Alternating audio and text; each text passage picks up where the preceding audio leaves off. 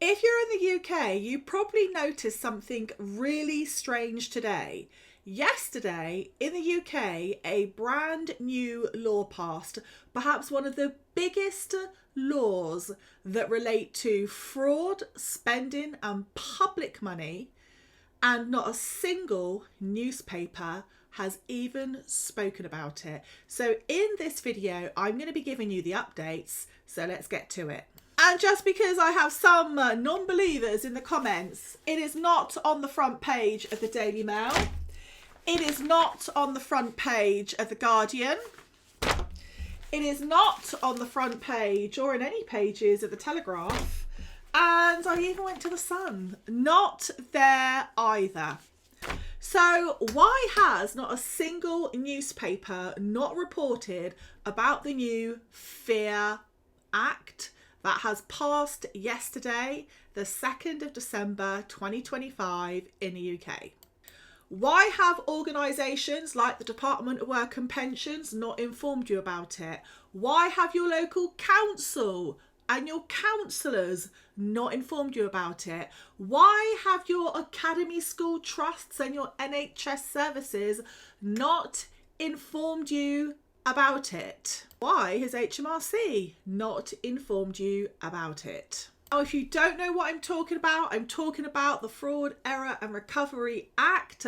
And I talked about it a lot the last few weeks, and in particular yesterday I did a new update. I'm going to link this at the end of this video because you're probably going to want to hear what I've got to say here first. And for newcomers to the channel, because we've had quite a few subscribers in the last 24 hours. Hello, my name's Alli. I'm the founder of the Justice Journals.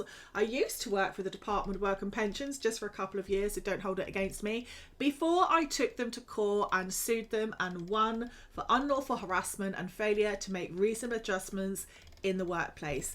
As you can probably tell, this is the channel where I help you make sense of sense, and I will go and scratch beyond the surface to find the truth and find out why the British public of all are not being told things that really they should be told. So let's go. So as I said, I checked every single paper that was still on sale when I went down to the shop today, and none of them, as we can see, are featuring this new fee bill. Why?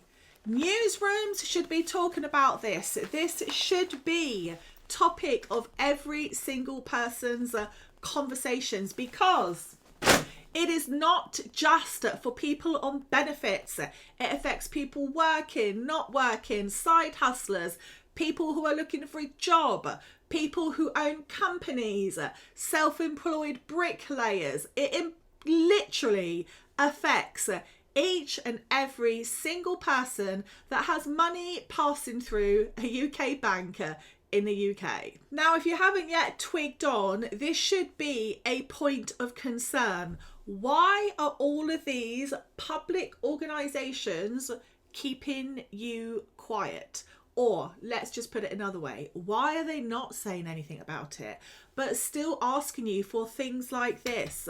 5 months, 5 years, 10 years of bank statements. Some people are being asked for down at the job centre to see if you are on the right benefit. I can tell you now, for somebody that used to work at Universal Credit, that they do not need your bank statements in physical format to see if you are on the right benefit. And I think it's got a lot to do with what I'm going to tell you next. Now, trigger warning, please note that this is not going to happen to every single person. However, I think the Department of Work and Pensions have kind of stepped ahead before this became a legal act, and because it was a bill before, and they have been asking everybody like Val Boshi IX9CD, that's a very easy name to say. They've been asking everybody not just for statements, bank statements, credit card statements, PayPal statements, crypto statements, but they're quizzing you about it. Like he says here, or she or they had an hour, a whole hour of being quizzed. What's this PayPal payment? And what's this one? What's this income? Can you describe specifically why you claim 680 miles in October? We want your PayPal statements. We want all proof of your pension, etc., etc. I'm self-employed and universal credit. Life is horrible with this invasion. Right, first of all, stop. You can tell I've had 5 coffees today. First of all, Val and anybody else, my speciality, particularly there, and was before and after, is self-employment is what I do. Apart from running this channel and the Justice Journals, I'm actually a business coach, and I work mostly with people with disabilities and neurodivergent people.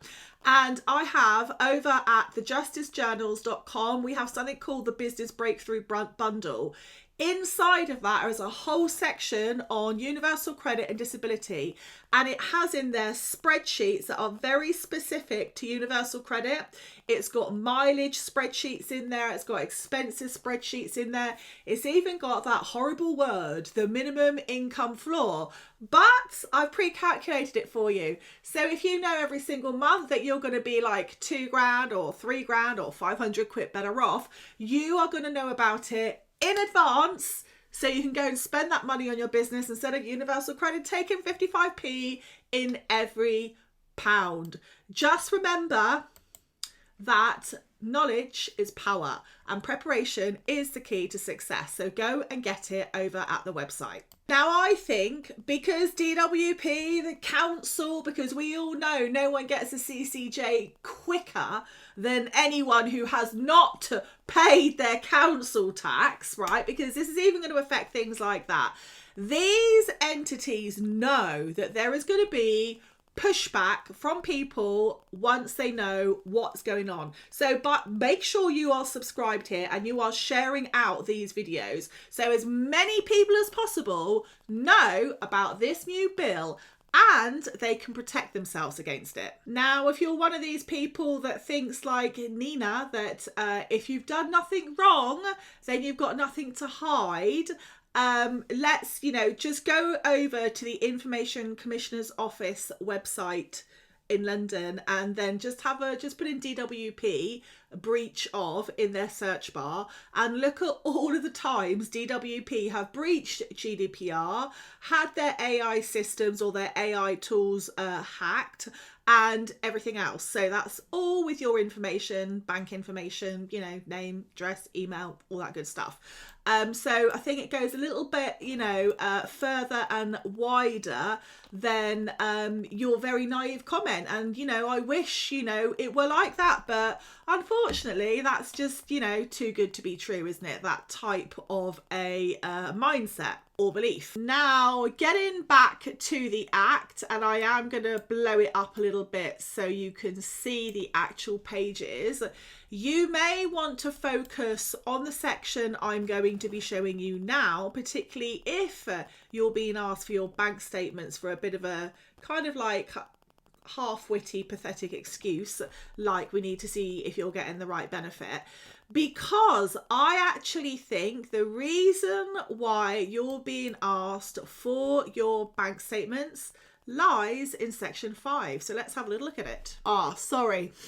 I just shown you actually the amended notes before they finalised the bill and made it an act. So let's get the right document up, that might help. So this is on, and it's here and can be found in section chapter 28. And it's all about this horrible thing here called erroneous payments. So let's have a little look at that, because it's all about the powers to require information from persons, banks, etc., etc., powers to accept undertakings and recovery notices. And there's going to be a link in a moment I'm going to be telling you about between the recovery notices and your bank statements that you have been requested to provide. So as we can see, the key concepts, if I just go there, if it would just show me, there we go. The key concepts, so the core functions of the Minister for the Cabinet Office is to investigate suspected fraud against public authorities. So let me just give you some examples of what that could be in plain English, of course. And this isn't to scare anybody. This is just so you are aware. Oh my gosh, if that could be me, I need to do something about it. So the first one, and this has been a real big one, particularly for the old DWP and Taxman, HMRC, is people selling items regularly on Vinted, eBay, Depop, and not declaring it as a business activity. So I think now if you sell more than 30 items, you have to declare that as a business activity to HMRC, and if you are claiming any type of a benefit. So this is how far it can go. Let's just say Brenda is selling everything possible on Vinted, eBay and Depop. She goes down to a local tip, she gets furniture, she flogs it on Facebook Marketplace, which, by the way, loads of fraud teams look at now, by just in case you didn't know.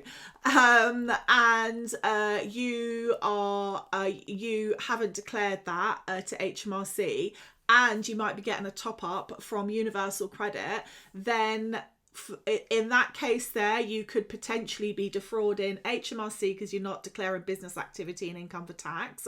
You're getting an overpayment from the council on housing allowance that you're not entitled to. You're going to be getting an overpayment of universal credit, which you would not be entitled to. And if you say that you can't work because you've got some kind of a health condition and you're claiming PIP, ESA, LCWRA, or you are in the LCW category, so it's not even if you have received money for it, but you have declared that you have an activity that is such, and you're doing something like this, then you're going to get hit from about 3 or 4 different bodies, all raising invoices, investigating you, etc, etc. Again, I'm not saying this to scare anyone. I'm giving you the brutal facts so you know how far things can go, right? This is how people can happily go about doing this, thinking they're doing nothing wrong because the Department of Work and Pensions haven't informed you of it, because as we can see, nobody from them or anyone has given anyone any information about this. Then you can find yourself 5 years later, and sometimes it will do that, or 10 years later, because this act can go back 20 years, by the way, and then raise you a massive invoice, 50 grand, £87,000 I have heard of once before. And then you're going to be going, oh my days, how can I pay that? So honestly, this is one of those videos you need to be watching to the end. Right, let's lock in. Second one, cash in hand work. If you're doing something regularly, okay, or or I would say irregularly, but it's huge amounts of money. You know, you started paving someone's drive, or you've gotten, you said you're self-employed, but you're not earning very much, but on the side you're refitting kitchens and fence panels for cash in hand. You've only got to look through the comments, particularly on TikTok, on some of my TikToks here on YouTube as well, and you get people going, my neighbour says they're too ill to work, but they do this and they do that, or my neighbour says they have got a disability, but you know, they've got a brand new car and they do this and they do that. Sorry about the voice, but you know, I say, obviously, no one should be doing fraud, but we can't be going making assumptions, right? Because what goes on behind closed doors, no one but those people will know. But if you are behind those closed doors and you know that something is not legit, you know, I believe in karma. People will be found out. So if you're doing cash in hand work, quite frankly, there's always going to be a grass. So I'd probably avoid that. Right, next, another example is money miraculously appearing in your bank account without any explanation and it being a gift. £25,000 gift, or a £1,000 gift from grandma, or you know, you putting money into your children's accounts, because it's not just your account, by the way. This is your children's account, your spouse's, anyone that lives in your house or anyone that would have lineage with you. So parents, grandparents, aunt, uncles, all of that. It is like literally networking the whole thing together.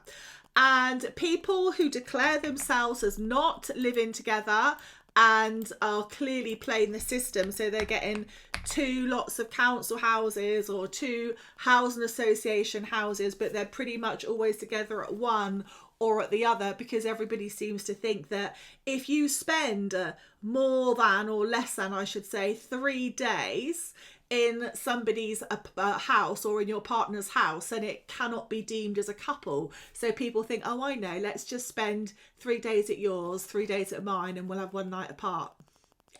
That's not going to work either. I'm just telling you how it is. And then the next one is business income mixed with personal accounts. So you shouldn't be doing this anyway. That is the number one way how you are really going to get yourself in shtuck. Not just with people like DWP in the job centre, but also at HMRC. It's not difficult. You can have 2 accounts. It doesn't have to be a business account where you pay for it. Just have 2 separate accounts. And if you're in business to make money, it's a lot clearer to see how much you're making or how much you're not. And then you can change your business strategy.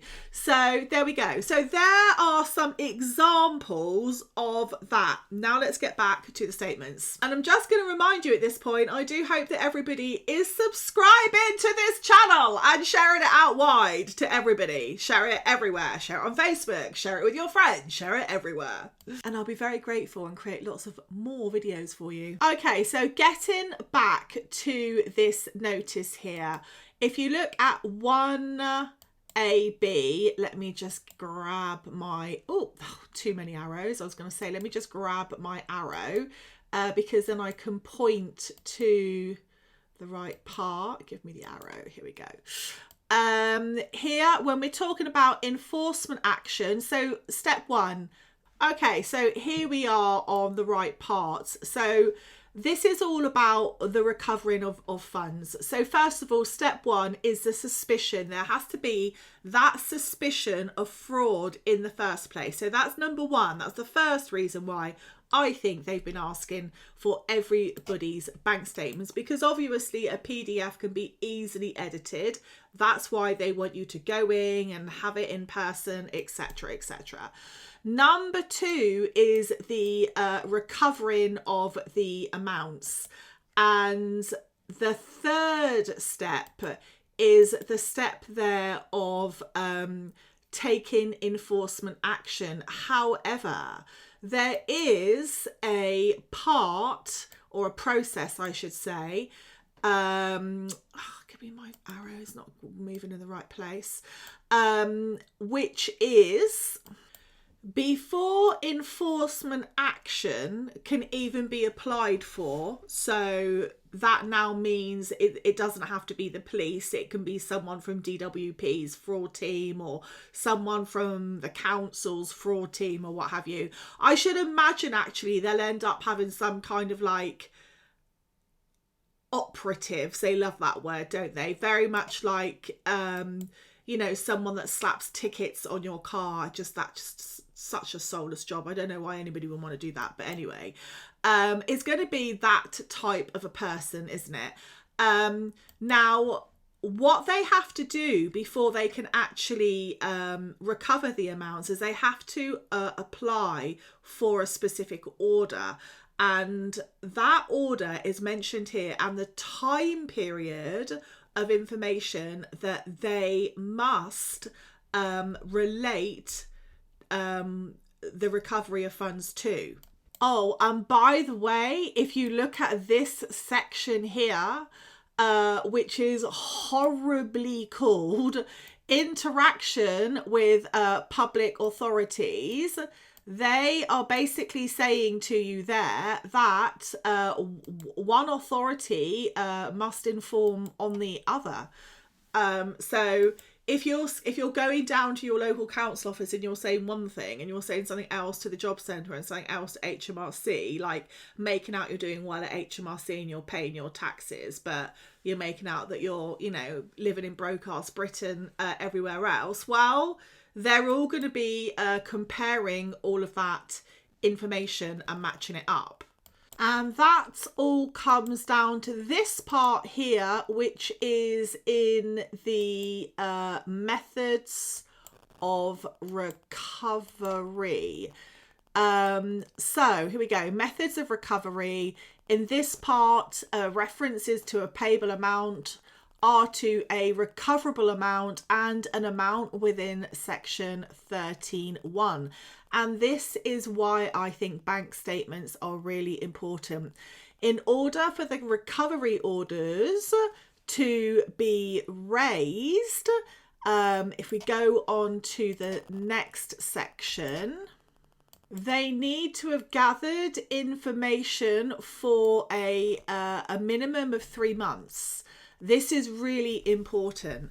So banks can report on you to these public authorities for a minimum of 3 months. I guess it could be longer depending on the situation, and giving you all the information possible.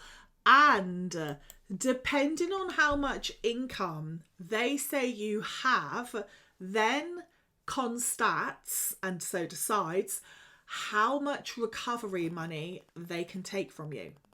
So that's why they want to have everybody's information, ask for the bank statements, because they also want to see and test behavior to see who is being compliant and who is not, because they are using all of this behavior as a matching pattern, which they are then going to be feeding in, or already are feeding in, to AI. And I don't know if anyone can see, obviously you hopefully can see because I've circled it in red, but joint account holders as well is very relevant. So let's just say you're a couple and one's doing something really dodgy and the other one, either one doesn't know about it or two does but isn't saying anything about it. You're both going to be liable at that point. So there'll be none of this, oh, I didn't know, you know, what do I know? I was in the house all day when they were doing XYZ. So it's really, really, really, they haven't left any stone unturned. And that is why I say it is like a fraud bill with steel teeth. I did say that yesterday and I stick by it. Now, I don't agree with fraud, obviously, when people are ripping off everything. It makes it really difficult for genuine people to get the right support. However, because DWP makes so many mistakes and, you know, a lot of people, obviously I was the exception, a lot of people have a bigoted mindset there. So, and like the trust and confidence in that department from the public is just not there, is it? I mean, you can't, I mean, maybe it is, but I'm pretty sure most of you are going to say to me, yeah, Alli, I don't trust DWP. So why 3 months? I'm going to give you a couple of suggestions here. So I think from my knowledge and understanding, the first one is that this aligns very much with other administrative organisations and their timescales. Number 2, legally, it provides or shows evidence of procedural fairness. If someone, it shows that they're doing things thoroughly. And 2, once you've been informed, I guess 3 months gives some people time to get the right advice, support, etc., etc. And by the way, over at the Justice Journals, we have all sorts of things relating to advocacy, access to work, all sorts of things. So check it out. It allows them obviously 3 months to start gathering as much information as possible, building up a pattern of behaviour. And it also protects people from immediate enforcement, just in case they've made a mistake. Just in case they make a mistake. I mean, I do laugh, but you know, it's very serious. But I'm just waiting to be sitting here one day reporting on a real bad mistake that they've made, and they're just going to send someone, just release a little newsletter or something on their website going, yeah, we're sorry, we made a mistake. Meanwhile, someone's life was completely shattered. So I know I will be sitting here one day reading something like that out. I'm just waiting for it. And the third one is it protects against, oh, sorry, you can't see that.